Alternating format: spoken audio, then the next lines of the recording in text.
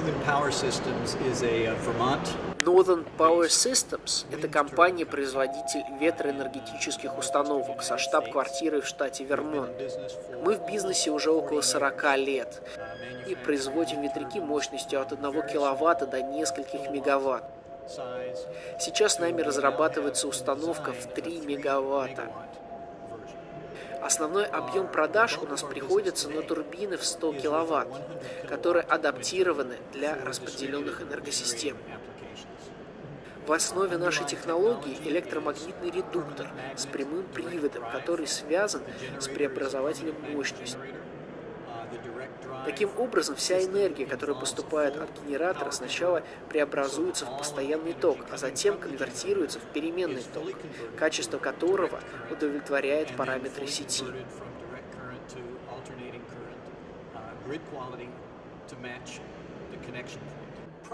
Наше ноу-хау, конечно, не используется в сетевых ветропарках. 100-киловаттная ветроустановка разрабатывалась специально для поддержки распределенных изолированных энергосистем, где небольшой источник электроэнергии расположен в непосредственной близости к потребителю. 100-киловаттная установка подходит для небольших объектов. Это не домохозяйство, для них достаточно 10 киловатт. Это небольшое производство, ферма, сельское хозяйство. Крупнейший наш рынок – это штат Аляска.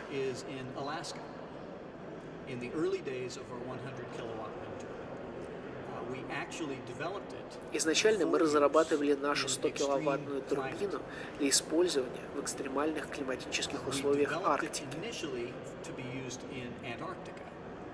И первые ветряки были подняты именно на Аляске. Первые такие установки были смонтированы еще в 2002 году. Они до сих пор функционируют, демонстрируя свою надежность.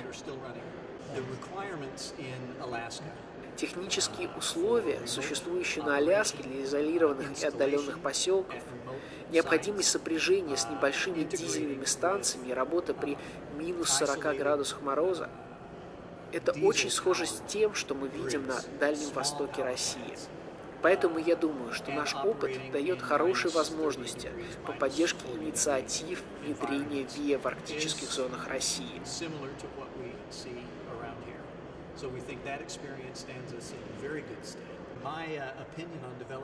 Мое мнение о развитии возобновляемой энергетики одно для всех стран и регионов. Мой совет – используйте всегда то, что есть в вашем регионе.